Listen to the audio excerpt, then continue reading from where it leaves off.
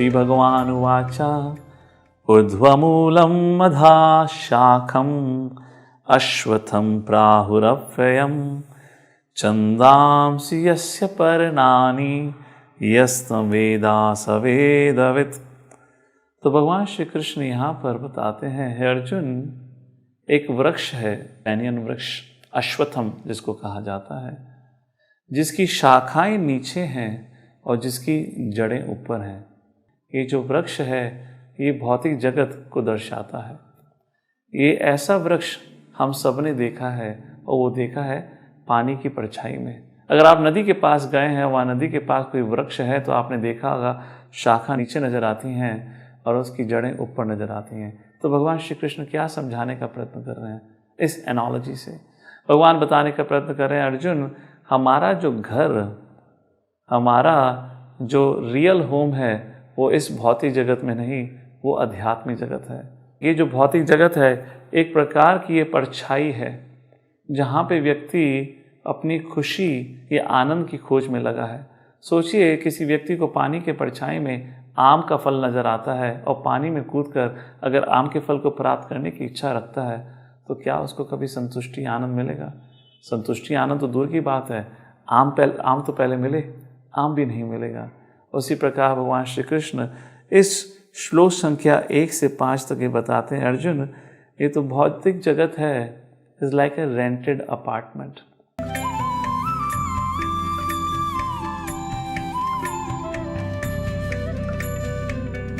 इसी 15वें अध्याय के प्रथम मंत्र में ये देखिएगा, 15वें अध्याय का प्रथम मंत्र में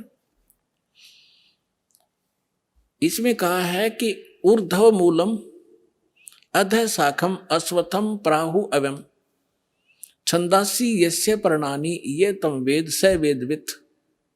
इन्होंने अनुवाद किया है कि ऊर्ध्व मूलम, आदि पुरुष परमेश्वर मूल वाले, इसका अर्थ करना था ऊर्ध्व माने ऊपर को, जड़ वाला वो तो पूर्ण परमात्मा है, और अधः शाखम, यहां इन्होंने अधः का अनर्थ कर दिया ब्रह्मा रूप मुख्य शाखा वाले। नहीं, अधः माने नीचे होता है, ऊर्ध्व माने ऊपर होता है।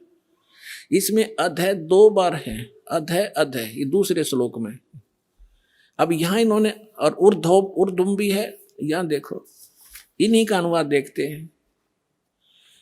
अधः माने नीचे है, अधः माने नीचे, अधः माने नीचे, और ऊर्ध्व माने ऊपर, ऊर्ध्व माने ऊपर। अब यहां देखो, हम फिर आगे वापस 15वें अध्याय के प्रथम श्लोक में, ऊर्ध्व मूलम अधः शाखम, ऊर्ध्व मूलम अधः शाखम, ये अधः शाखम, ये ऊर्ध्व मूलम अधः शाखम अश्वत्थम प्राहु अव्यम अविना छंदासी यस्य पर्णानि ये तम वेद स वेदवित्। अब इन्होंने ये गलत किया है, यह लिखना था ऊपर को जो जड़ वाला, ऊपर को जड़ वाला वो तो परमेश्वर है, पूर्ण परमात्मा है, ये ठीक है। अधः शाखम गलत कर दिया, नीचे को शाखा वाला, और संसार रूपी पीपल के वृक्ष को अविनाशी कहते हैं, वेद जिसके पत्ते कहे गए हैं। और उस संसार वृक्ष को जो व्यक्ति, जो संत मूल सहित तत्व से जानता है, वह है सवेदवित्, वह वेद के तात्पर्य को जानने वाला है। वो तत्वदर्शी संत है जो इस संसार रूपी वृक्ष के सभी विभागों को बता देगा। ये देखिएगा, संसार रूपी वृक्ष दिखाता हूं आपको पहले। ये है ऊर्ध्व मूलम अधः शाखम, अधः शाखम, ऊर्ध्व मूलम अधः शाखम अश्वत्थम प्राहु अव्यम छंदासी यस्य पर्णानि ये तम वेद स वेदवित्। अब देखिएगा, ये है वृक्ष जो जमीन से बाहर दिखाई देता है। परमेश्वर ने, कबीर परमेश्वर जी ने 600 वर्ष पहले अपना ज्ञान बताया था एक, और वो लीला ऐसी ही करते हैं, अपने मुख कमल से यथार्थ ज्ञान बोलते हैं, और उस ज्ञान को फिर लिपिबद्ध कर लिया जाता है, वो सच्चिदानंद घन ब्रह्म की वाणी कहलाती है। उसमें उन परमात्मा ने कहा था, और मूल कौन है? ये स्वयं है परमात्मा, ये स्वयं है परमात्मा। ये देखिएगा, ये कौन है? ये कबीर साहिब है, पूर्ण ब्रह्म कबीर साहिब, परम अक्षर ब्रह्म। ये सारे संसार के आधार हैं, ये सबके धारण पोषण करने वाले हैं। जैसे वृक्ष की जैसे संसार रूपी वृक्ष की जो परिवृष होती है वो जड़ से होती है। अब दास आपको जहां लाना चाहता है वहां लाएगा। गीता अध्याय नंबर 15 के श्लोक नंबर 1 आपने पढ़ लिया। इसमें स्पष्ट कर दिया कि तत्वदर्शी संत कैसा होगा। ये देखिए, ये है 15वें अध्याय का प्रथम श्लोक।